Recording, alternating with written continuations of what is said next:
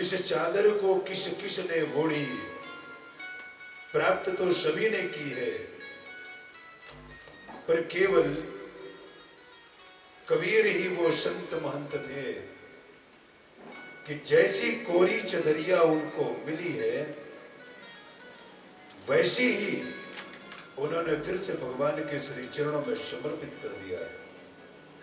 उन्होंने कभी किसी से छल कपट द्वेष ये जानने का टाइम ही नहीं दिया, न मन को, न बुद्धि को, न आत्मों को, न किसी को नहीं।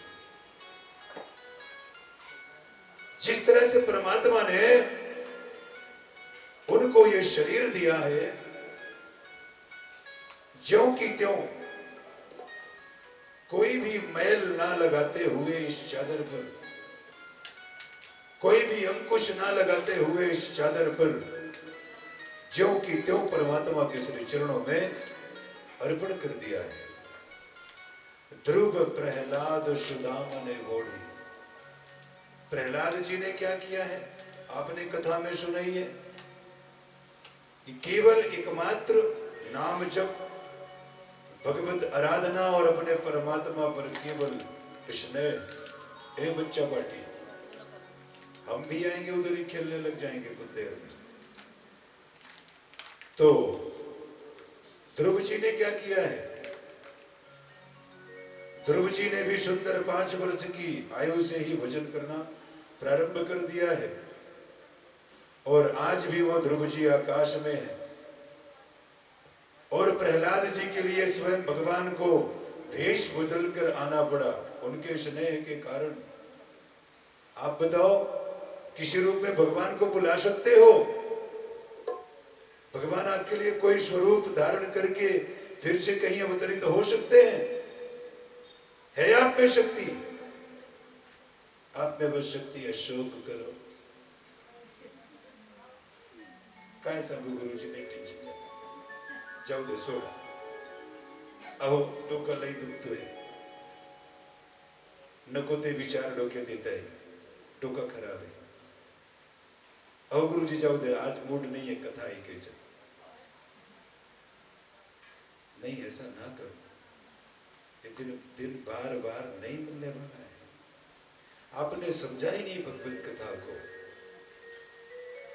आपके संपूर्ण जीवन की थकान को जो निकाल कर आपसे दूर खड़ा कर दे थकान को, उसी का नाम कथा है।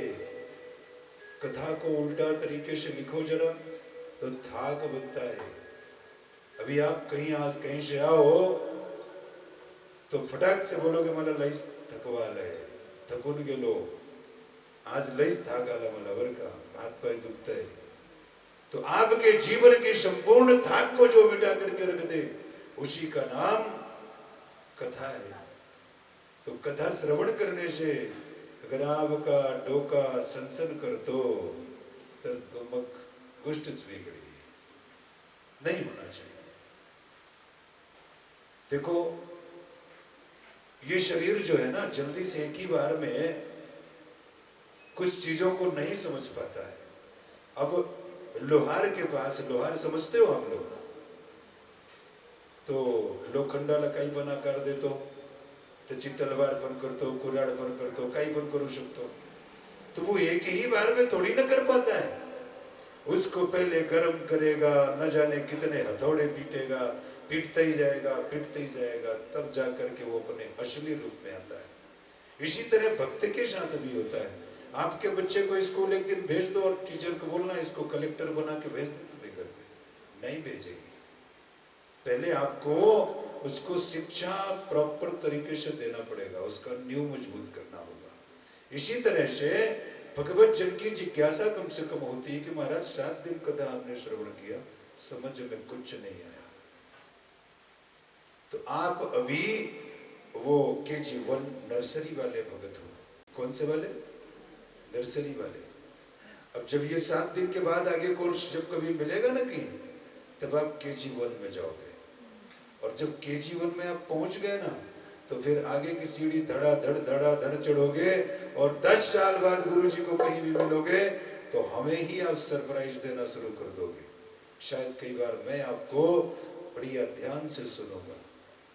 आप मुझसे भी अच्छा बता सकते हो, धर्मशास्त्र के बारे में प्रेरणा दे सकते हो, एक अच्छे प्रेरक बन सकते हो आप। तो अभी आपकी श्रेणी कौन सी है बताओ बोले जरा, इसमें KG1 में कौन है क्या कोई KG1 वाला? शंभो हर, ये सबकी जननी बैठी है और कहती है मैं KG1 में। घर में जाके देखो तो मार्क सीट पड़े में नहीं। बस यही एक अभिमान है देखो कि हमने जो इस जीवन में मार्क सीट पा लिया है कि मैं कैसे कहूं कि मैं KG1 में हूं, मैं तो इंजीनियर हूं, मैं कह दूंगा तो मेरी बड़ी इंसल्ट हो जाएगी। नहीं, ये आपका लौकिक मार्क सीट है जो केवल यही है, यही मिला है, यही रह जाएगा। लेकिन यहां से जो मार्क सीट आपको प्राप्त होगा वो यहां प्राप्त होगा और आप ही के साथ आपके धाम तक जाएगा, ऐसा मार्ग सीट है।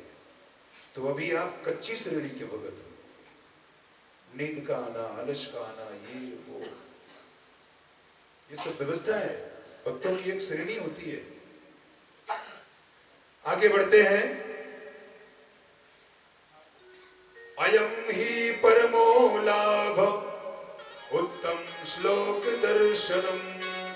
आजकल मैं अपने उस बाल सखा की चारों तरफ इतनी प्रशंसा सुन रहा हूं।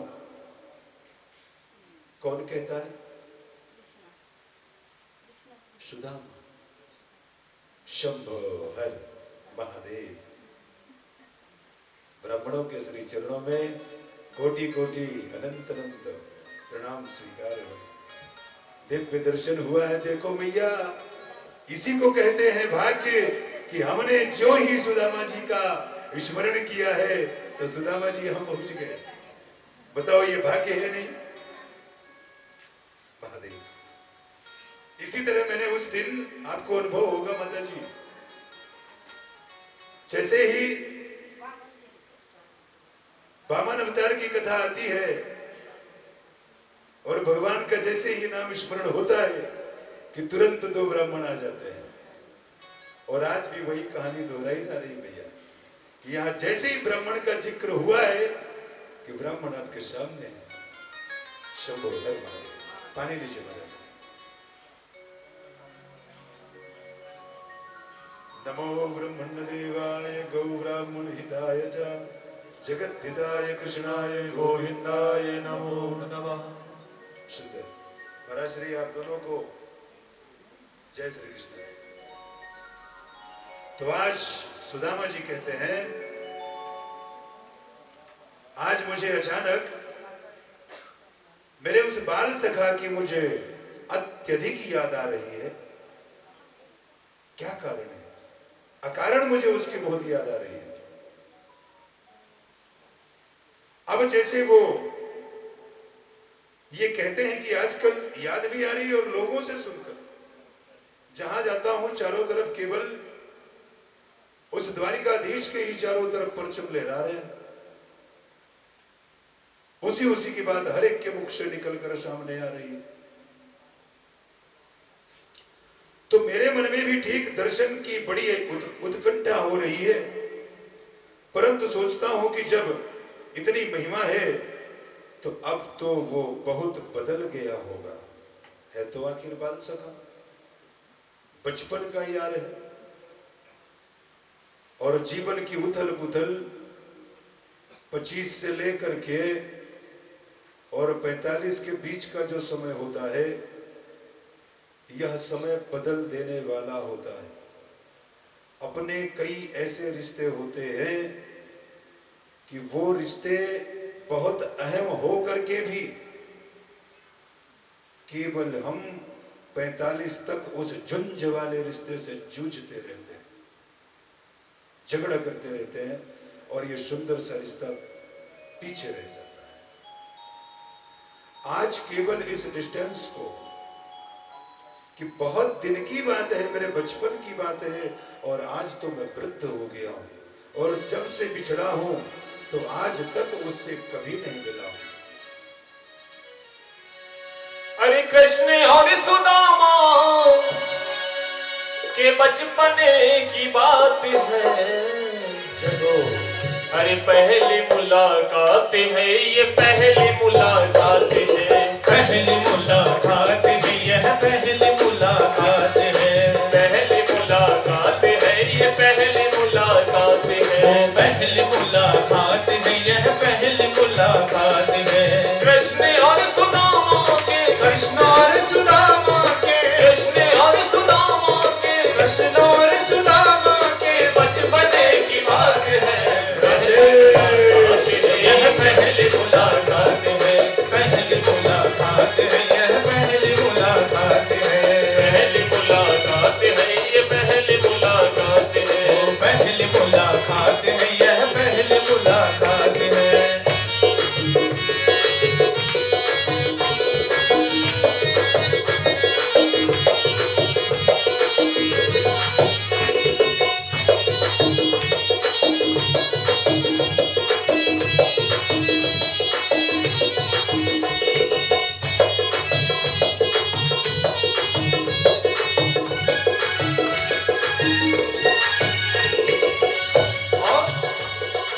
एक ही गुरुकुल में शिक्षा पाए थे, वो एक ही गुरुकुल में शिक्षा पाए थे, अरे एक ही गुरुकुल में शिक्षा पाए थे, एक ही गुरुकुल में शिक्षा पाए थे।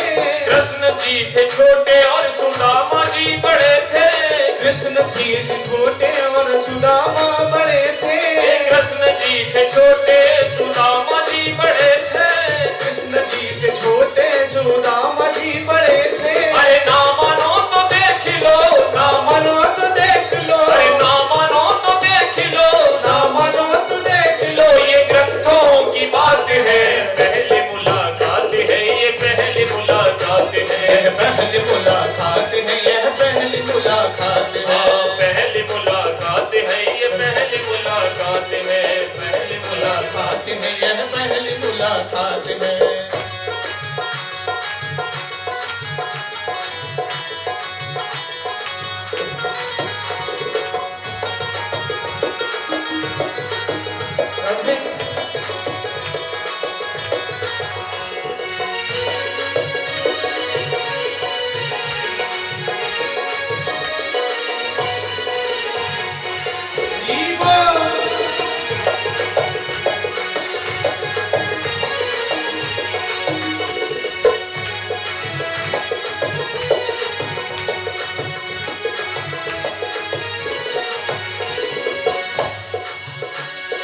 एक दिन गुरुजी ने जंगल भिजवाया, एक दिन गुरुजी ने जंगल भिजवाया, अरे एक दिन गुरुजी ने जंगल भिजवाया, एक दिन गुरुजी ने जंगल भिजवाया, कृष्ण और सुदामा से लकड़ी मंगवाया, कृष्ण और सुदामा, सुदामा से लकड़ी मंगवाया, अरे कृष्ण और सुदामा से लकड़ी मंगवाया, कृष्ण और सुदामा से लकड़ी मंगवाया, अरे जंगल में होने लगी, जंगल में होने लगी, जंगल में होने लगी, जंगल में होने लगी, भारी बरसात है, पहली मुलाकात है ये पहली मुलाकात है, यह पहली मुलाकात है यह पहली मुलाकात है, पहली मुलाकात है ये पहली मुलाकात है, यह पहली मुलाकात है यह पहली मुलाकात है।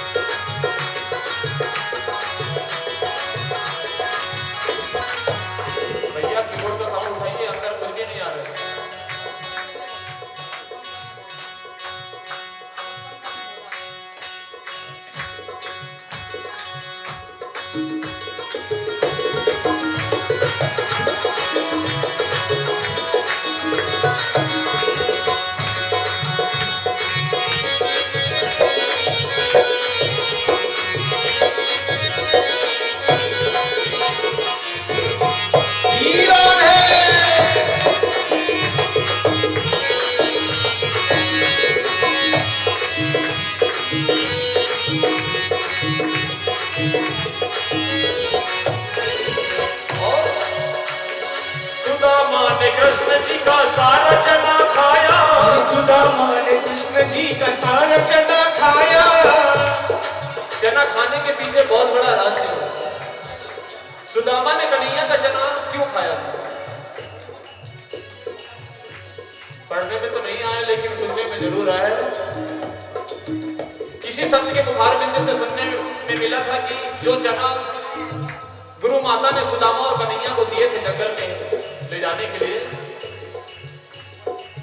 गुरु माता के चना का देना और उसी बीच में ऋषि दुर्वासा जी का आश्रम में आना, दुर्वासा ऋषि ने अचानक बोल दिया था माता जी से कि बड़ी जोरों से भूख लगी है मां, यदि कुछ हो तो मुझे भोजन करा दीजिए। गुरु मां ने सुदामा को दे दिया था उस समय चना, लेकिन सुदामा ने अपने हाथों में नहीं लिया था, उसी धरा पर रखा हुआ था। दुर्वासा ऋषि ने अपनी दिव्य दृष्टि से देखा तो कहा, मन में जब देख लिया उसने कि भाई आश्रम में रखा हुआ है चना, लेकिन गुरु माता ने मुझसे झूठ बोल दिया, तो दुर्वासा ऋषि ने क्रोधवश में आकर के उस चने को श्रापित कर दिया था कि जो इस अन्न को खाएगा वह तीर्थाटन हो जाएगा। और इस श्राप को देते हुए दुर्वासा ऋषि को सुदामा जी ने देख लिया था। सुदामा जी यहाँ नहीं चाहते थे कि मेरा मित्र मेरे होते भी और तीर्थाटन हो जाए, इसलिए उसने वह उस चने को ग्रहण कर लिया था। सुदामा ने कन्हैया का सारा चना खाया। सुदामा ने कन्हैया का सारा चना खाया। अरे कन्हैया ने मांगा तो बहाना बनाया। कन्हैया ने मांगा तो बहाना बनाया। अरे कन्हैया ने मांगा तो बहाना बनाया। अरे कन्हैया ने मांगा तो बहाना बनाया। अरे दीन था गरीब था। अरे दीन था गरीब था। दीन था गरीब था।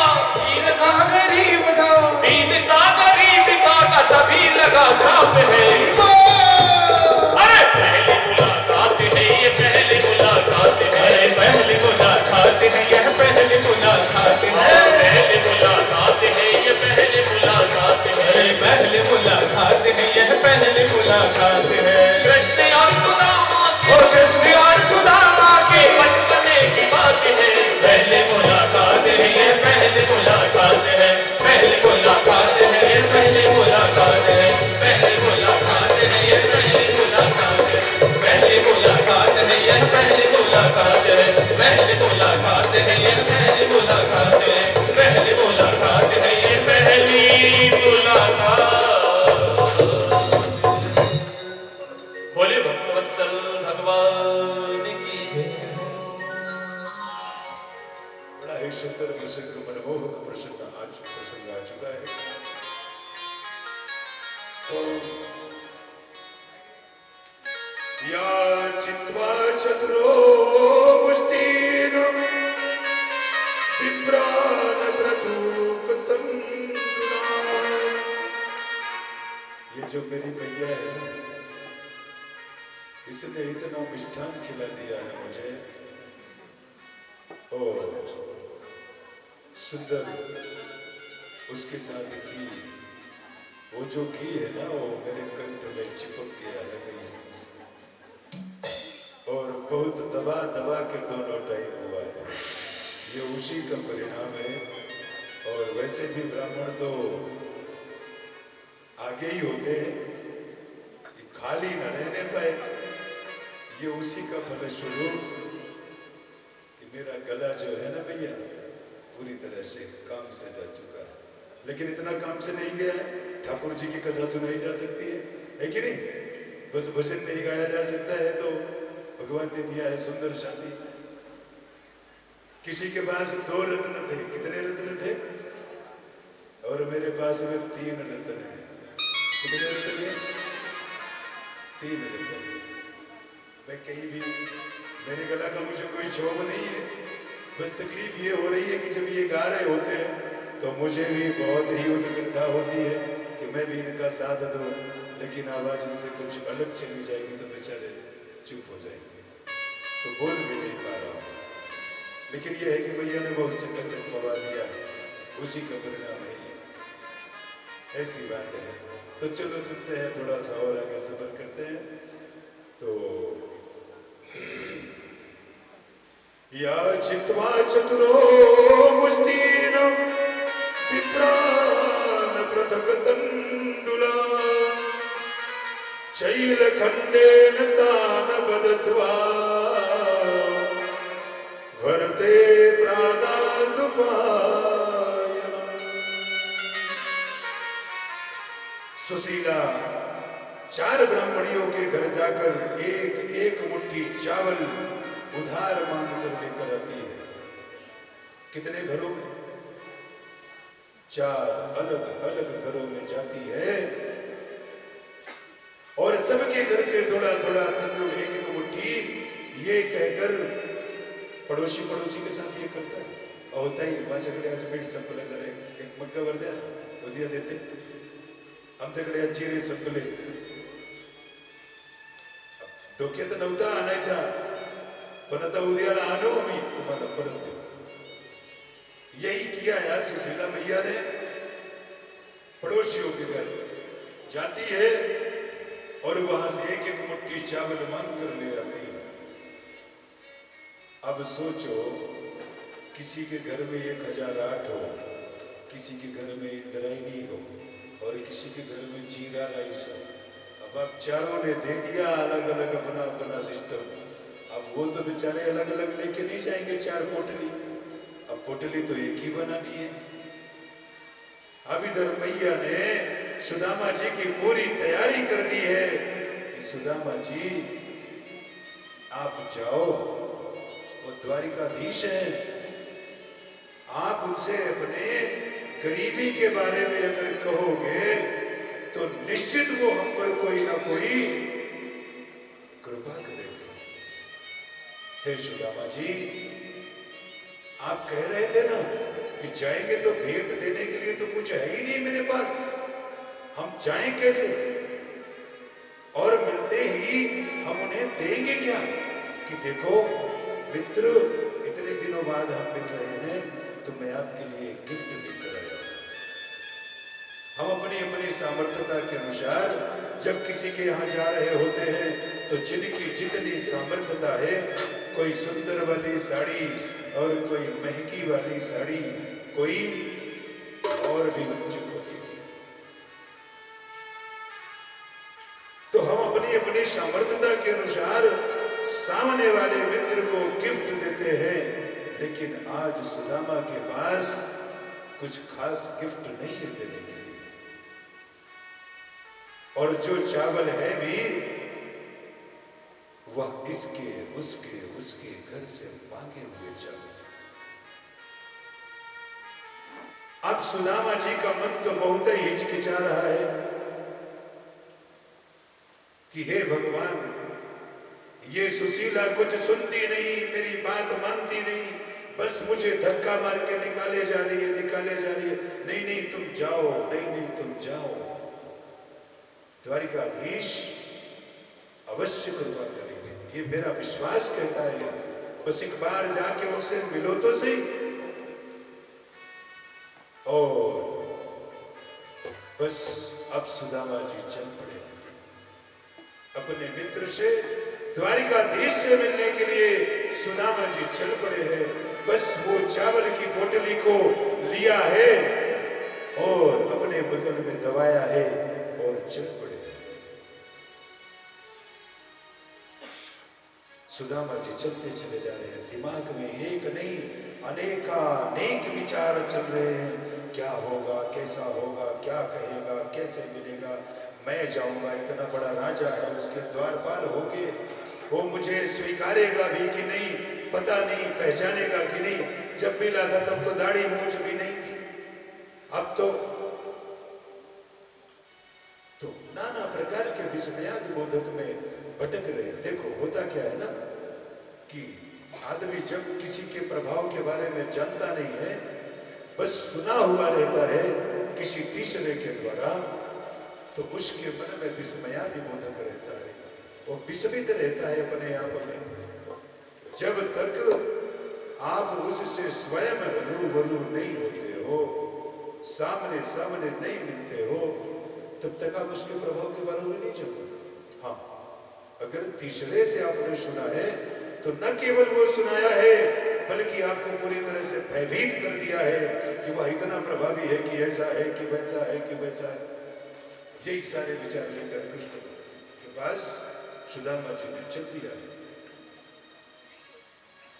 एक मास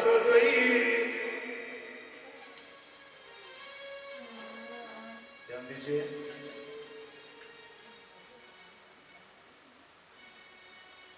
सबका ध्यान मेरी तरफ है क्या? सच में? मुझे लगा चाय की याद आ गई सबको। आई तो नहीं चाय की याद? चाय पीते पीते भी आप कथा सुन सकते हैं। बस यही कि जब आप लोग इधर उधर देखने लग जाते हैं तो मानो मेरे ग्रुप गोविंद सटासट ऊपर नीचे होने लग जाते हैं कि भैया लोग इधर देख ही नहीं रही है, सब इधर उधर देख रही है, क्या बात है भाई? हो सकता है चाय की याद आ गई हो और मेरे कारण पी न पा रही हो, तो ऐसा कुछ नहीं है। चाय बनी हो तो आप लोग बढ़िया एक दूसरे को लीजिए और कथा भी श्रवण करिए और चाय का भी आनंद लेते रहिए। शंभो हर हर महादेव।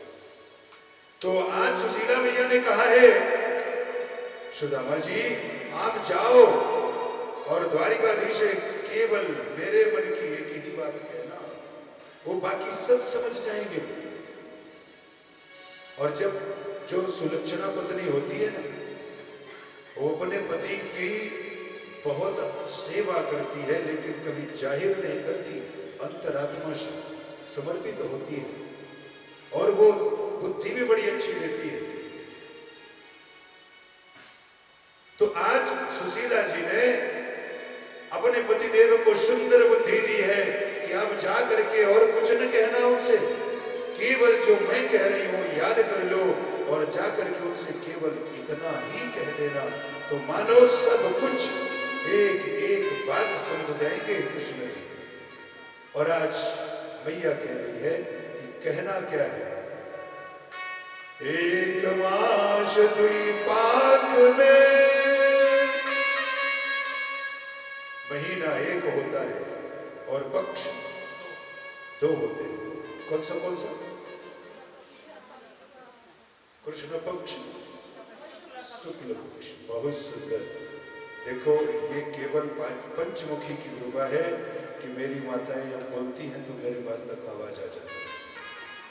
5 दिन तक तो मानो मुझे लग रहा था कि मैं धर्मराज हूं और ये सब आत्माएं हैं, मृत्यु लोक से मोक्ष पाकर आई है और मेरे सामने बैठी है, केवल टुकु टुकु टुकु टुकु देखे जा रही है मुझे, कोई कुछ नहीं बोलता। अब बड़ी प्रसन्नता हो रही है मुझे कि पैकिंग कुछ मुझे मिल रहा है। तो मैया ने कहा एक मास द्विपाक में तो एकादशी हो, सो प्रभु दीन दयाल ने नित प्रतिदिन मोय। हे कन्हैया, एक महीने में 2 बार एकादशी होती है और ब्राह्मण वैश्य केवल वही तो एकादशी का व्रत करते हैं कन्हैया, लेकिन मेरे घर में तो तेरी एकादशी नित्य है, हर दिन है। मेरे घर में कभी द्वादशी आई ही नहीं। अर्थात एकादशी को हम लोग क्या करते हैं? उपवास करते हैं। क्या करते हैं? उपवास का मतलब मैंने बताया था। तो भूखे रहने को उपवास की वाकई उपवास? भूखे रहते थे। राम राम। गोविंद के पास नहीं रहते। उपवास म्हणजे उपासी पोट राहणे म्हणजे मी गोविंदाच्या लय जवळ गेले असं नाही। पोट खाली ठेवणे, उपाशी पोट मरणे म्हणजे हा उपास आहे अजिबात नाही। उप म्हणजे समीप, वास म्हणजे राहणे, आपल्या देवाच्या अगदी जवळ राहणे। उपवास, देवाच्या समीप वास करणे, या गोष्टीला म्हटलं गेलेलं आहे उपवास। तर तुम्ही लोक उपास करता, उपवास तुम्ही करत नाही. काय करता तुम्ही? उपास. म्हणजे जेवण करणार नाही, आज एकादशी आहे, आज आपल्याला उपाशी पोट राहायचे, म्हणजे उपास. आणि उपवास म्हणजे देवाच्या जवळ असणे. तर तुमच्याकडे वेळच नाही एकादशी. हो आले का ताई इथं? पोरांना स्कूल शाळेत जाऊ दे, येतेच. मग जायचं कुठे? सिटी सेंटर मॉल मध्ये. आई एकादशी, चाललो कुठे? सिटी सेंटर मॉल मध्ये. सांगतो काय? उपवास आहे आज माझा. ताईने सांगितलं चल लईस गोड पॉपकॉर्न भेटतो इथे. काय भेटतो? एकदम टेस्टी. ऐकल्यानंतर लगेचच डोळ्यात जीवन पाणी आला तोंडामध्ये. पण ताई आज माझा उपवास आहे. घूम सिटी सेंटर रहे हो, बता रहे हो उपवास है, गलत आहे की नाही? याच्या नंतर जर एकादशीचं व्रत करायचं झालं तर खरोखर देवाच्या जवळ राहून तिथे जाप करणे, देवाचे नामस्मरण करणे, याचा अर्थ आहे उपवास. खाली पोट असणे, सिटी सेंटर फिरणे, याला उपवास म्हणत नाही. कोणाला सांगू पण नका की आज माझा उपवास. तर तो लगेचच म्हणून जानकारी असेल कि फिरते सिटी सेंटर मध्ये सांगते उपवास है ना. तो आज मैया ने कहा है, हे कन्हैया, सुदामा जी जाकर के केवल कन्हैया से इतना ही कह देना कि मेरे घर में आज तक द्वादशी हुई नहीं, नित्य एकादशी एकादशी एकादशी एकादशी. म्हणजे एवढी गरिबी आहे की आमच्याकडे जेवायला सुद्धा काहीच नाहीये. आणि दिन रातभर मागवतो दिया भर, दिन भर मांगो तो दिया भर. खाने पीने वाले 30-40 बच्चे हैं. हे प्रभु, जो आता है इन बच्चों को ही कम पड़ जाता है, तो हम दोनों दंपत्ति तो बस पानी पीकर गोविंदाय नमो नमः सो जाते हैं. और देखो सुशीला मैया ने और भी बड़ी सुंदर बुद्धि लगाई थी. इस बात को समझना है माताओं को. मैया ने ये जो 4 जगह से चावल लाए ना, ये भी एक बहुत बड़ी योजना थी.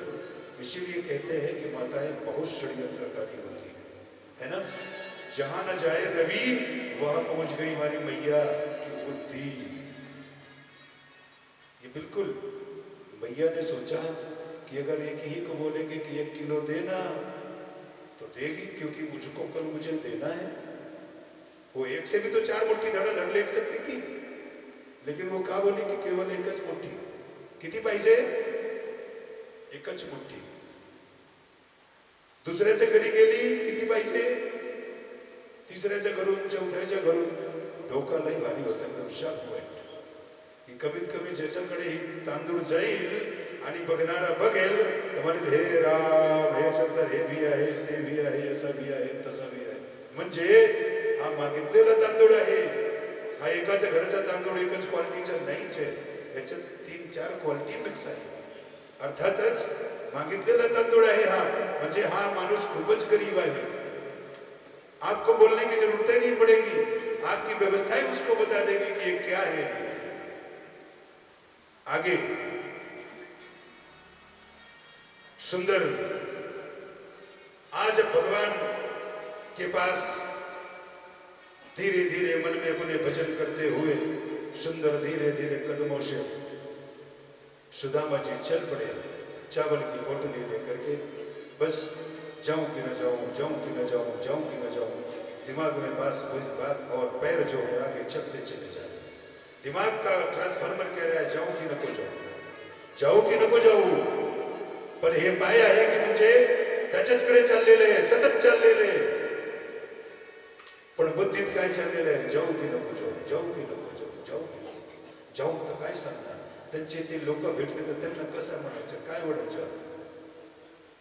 हरे राम हरे कृष्ण राम गाते चले मन में हरे कृष्ण राम.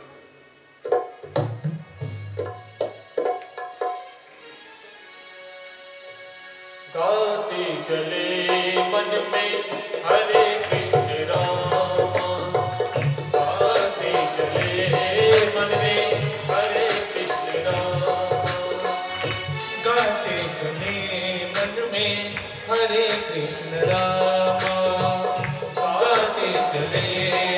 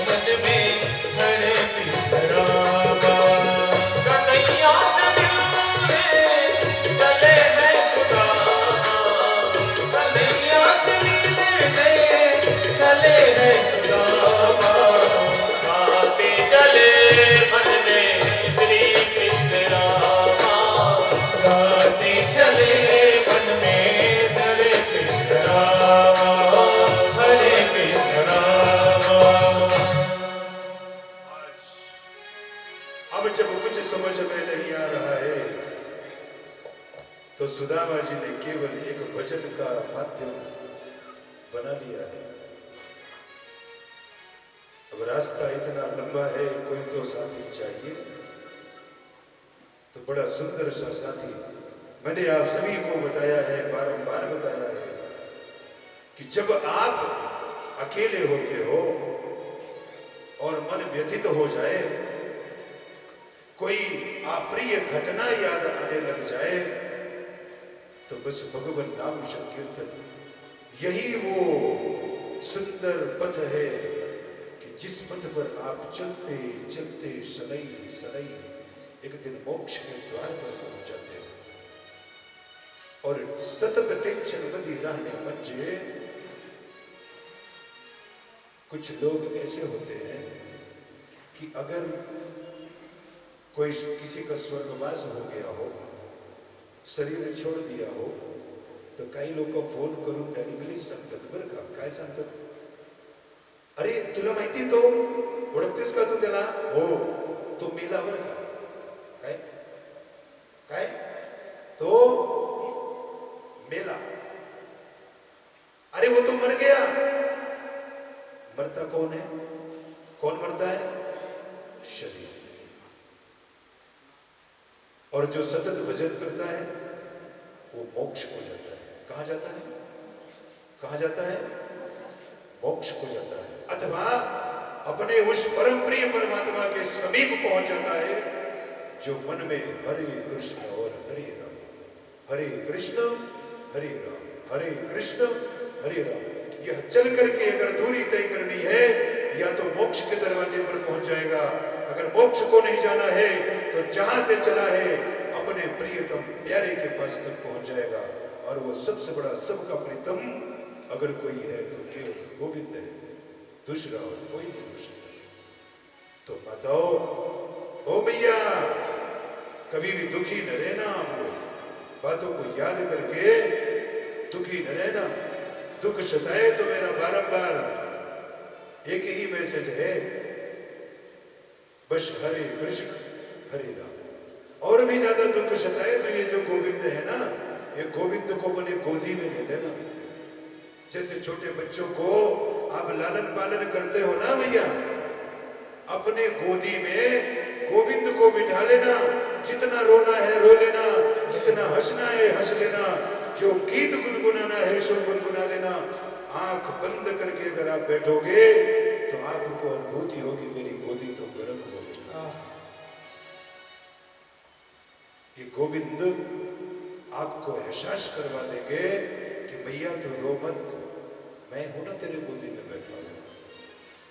आप आंख बंद किए रहोगे और आत्मा से आप अपने बात करोगे कि सचमुच मेरे गोदी में गोविंद ही बैठा हुआ है, कोई लोखंड और पीतल की मूर्ति नहीं है, सजीव मूर्ति बैठी। दर्शन दे शुभ तेरे भगवंता, दर्शन दे तेरे भगवंता।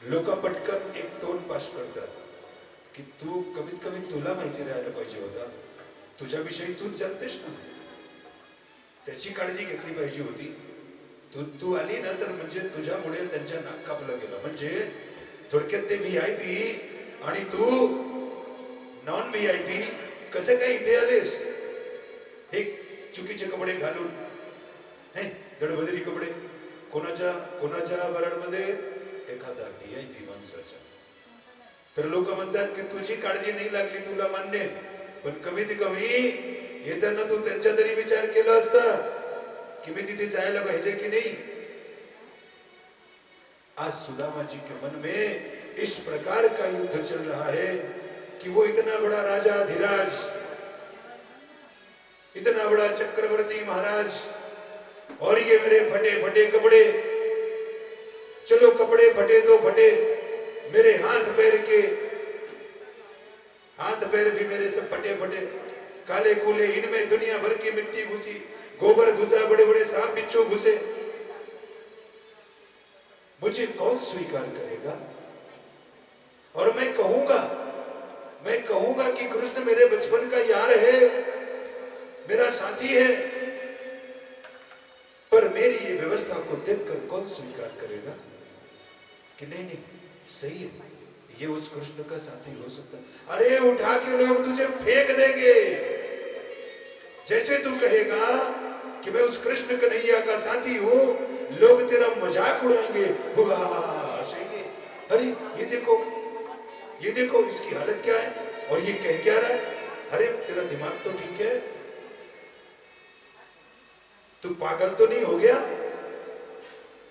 इतने बड़े राजाधिराज जिनके पास 16,100 पटरानियां हो, 8 तो उनकी रानियां हैं, 8 जो हैं उनकी रानियां हैं जिनके साथ उनका विवाह हुआ है. लेकिन ये जो 16,100 है ना, ये राम जन्म वाले वही ऋषि पुरुष हैं जो आज वहां पर भगवान के द्वारिकाधीश में, द्वारिका नगरी में सेवा दे रहे हैं. राम जन्म में भजन की सेवा की थी, उस भजन के पुण्य प्रताप से आज भगवान कृष्ण के द्वारिका में स्वयं सेवक बनकर खड़े हुए हैं. उत्तम, मध्यम, संध्याकाळी, सकाळी, दुपारी, जेव्हा पाहिजे तेव्हा, न केवळ एक देवाच्या स्वरूपात साक्षात त्या परमेश्वराला राजा स्वरूप मध्ये दर्शन करताय. त्या भजनाची एवढी ताकद. मग जाऊन आज 16,108 राणी झाले. तेच ते गोपी 16,108. पुढे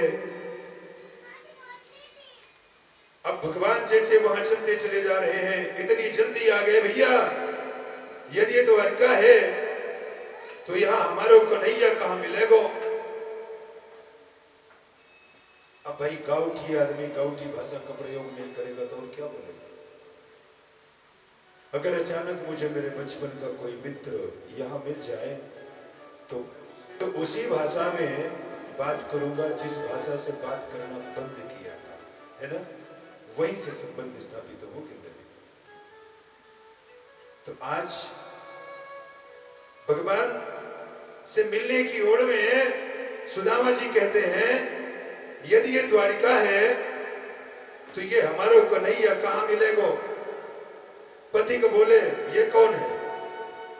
रास्ते से और भी लोग चले जा रहे, उनसे सुदामा जी पूछ रहे, भैया कौन सा गांव आ गया. तो लोगों ने कहा भैया ये तो द्वारिका है. अब जब ये द्वारिका है, सुदामा जी ने और कुछ नहीं पूछा. बोलो भैया ये बताओ हमारा कन्हैया कहां मिलेगो. अब जब ये द्वारिका है तो कन्हैया तो यही का राजा है, सभी जानते होंगे. तो वो जो राहगीर था वो कहता ये कौन है, ये किसका नाम ले रहे हो तुम. बड़े साधारण से शब्दों, भाई नहीं जानता वो कन्हैया को. वो तो राजा धीराज अनंत श्री विभूषित उसके बाद न कन्हैया है। अब इतने बड़े राजाधिराज का नाम, अब उसके आगे कोई रिस्पेक्टफुली शब्द है ही नहीं। बस कन्हैया कहां मिलेगा? तो कौन बताएगा तुम्हें उस कन्हैया का पता? कम से कम जो वो है, जो उसका पूर्ण परिचय है, उसका पूरा परिचय तो मुख से बोलो तो कोई तुम्हें रास्ता दिखाए। आधा अधूरा नाम बोलोगे तो कौन बताएगा कि नासिक किधर है ना? पूरा एड्रेस चाहिए ना। आगे अब तेरी समझ में तो भैया मकान नंबर, गली नंबर, मोहल्ला का नाम। अब किसी से आजकल एड्रेस पूछ देना एक आधी जानकारी वाले व्यक्ति के लिए खतरनाक साबित हो सकता है, क्योंकि जो एड्रेस बताने वाला होता है ना, वो बहुत ही जानकार होता है, मानो पटवारी हो। वो जो राजस्व विभाग का नहीं होता बड़ा वाला, उसको तो सब पता है, कट नंबर, ये नंबर, वो नंबर, फलाना टिका। अब तुम पूछे का है, अब पहले वो बताओ जो हम पूछ रहे, भैया मकान नंबर बताओ, गली नंबर का है। अब जब सब में हो तो जाके ढूंढ लो। इतनी बड़ी द्वारका में तुम्हारे कन्हैया को नौकर थोड़ी है कि कन्हैया को तुरंत बता दे कौन है कन्हैया तुम्हारा। कुछ तो बता दिया होता, घर ही नंबर बता देते तो हम बता देते इस गली में, इस मोहल्ले में ये घर है, चले जाओ। आगे पता ठिकाना पूरा बताओ। अब दूसरे से पूछा, भैया हमारे कन्हैया को जानते हो? कौन कन्हैया? वो जो गाय चराता है? अरे हाँ हाँ हाँ, वो कन्हैया, वो उनके घर का नौकर जो नौकरी करता है। नहीं नहीं नहीं भैया, वो तो राजा है, वो तो बहुत बड़ा आदमी है। अब फिर हमको नहीं मालूम, पूरा पता बताओ। अब पूरा पता ही नहीं मालूम तो क्या बताए पूरा।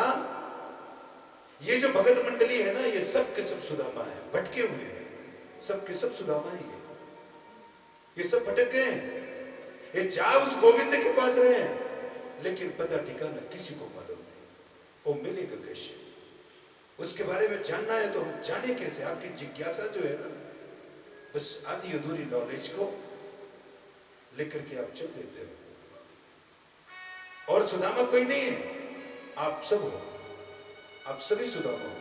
सबकी तैयारी है ना, घर में दीप, मंदिर तो है, धूप दीप सभी कोई करते हो, टुनुम टुनुम टुनुम पू, शंख बजा दिया, घंटी बजा दिया, जल्दी से भगवान को चंदन इधर लगाना है तो उनके आंख में उंगली डाल दिया, सुबह उठते उठते मुख में बढ़िया सुंदर मक्खन मिश्री खिलाना है, उनके नाक में जल्दी जल्दी ठोस दिया, फटाफट 3-4 चम्मच है लगाना, चंदन इधर तो लगा दिया, उधर करना ये तो कर दिया वो।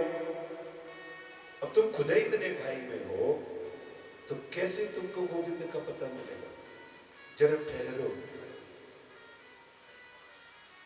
ठहरो और अपने आप पे सोचो, कल्पना करो, हम जा कहां रहे हैं, आपको पता होना चाहिए। तो बस वही सुदामा वाली बात, मेरा कन्हैया कहां मिलेगा? भगत की जिज्ञासा केवल इतनी है कि भगवान कहां मिलेगा? कोई ऐसा चमत्कार बता दो बाबा कि हम जाए तो घर में अगरबत्ती घुमाएं 3, 4, 5, 8, 10 तो और भगवान प्रकट हो जाए। अरे प्रकट हो जाएगा तो तू मर जाएगा। प्रकट हो जाए, अचानक एक ध्वनि, आप अभी अभी मेरी तरफ देख रहे हो, बैठे हो, आपके पीछे कोई आकर के बड़ा सा फुग्गा फोड़ दे, धड़ाम, तो आप सबके सब डर जाओगे। डर जाओगे कि नहीं? तो जब आप छोटी सी बात से डर सकते हो, इतना बड़ा जब कन्हैया प्रकट हो जाएगा 4-4 हाथ वाला, तो देख के भाग जाओगे, अपने घर का पता स्वयं भूल जाओगे कि हम किस पता, किस गली, किस मोहल्ले से भागेंगे, है कि नहीं? अरे बाप रे, 4-4 हाथ लेके वो घूमने वाला, वो लेके छतरी बितरी से प्रकट हो गया, पता नहीं कौन है। तो पहले, सबसे पहले इस चीज को जानो कि हम जहां जा रहे हैं उसका पता क्या है, जाना किस गली से है, जाने की विधि क्या है, उससे मिलने की व्यवस्था क्या है। इन चीजों को समझना बहुत जरूरी है। आगे मकान नंबर, गली नंबर कुछ तो बताओ। अरे भैया, ये तो हमारे बचपन की बात है। अब यूपी से आया हुआ कोई आदमी महाराष्ट्र में खो जाए, वो भी बंबई में, अब तुम जाके बंबई वाले को बताओ भैया तो मेरे बचपन की बात है, तो कान के नीचे नहीं मारेगा जल्दी से? मारेगा कि नहीं मारेगा? कि बस भाग यहां से, मेरा टाइम खोटा कर रहा है, तेरे को खुद पता नहीं है किसको ढूंढने आया है तू? तेरे बचपन से मेरे को क्या लेना देना? जा जाके ढूंढ लेना जहां मिले, भाग इधर से। वो नहीं करना, अभी अभी दुकान खोला हूं और आगे तुरंत मेरे से नाम पता पूछना शुरू कर दिया है। आगे अब उनका हृदय सटपट सटपट सटपट सटपट, हे भगवान कहाँ मिलेगा कन्हैया, कहाँ मिलेगा कन्हैया? सबसे पूछ पूछ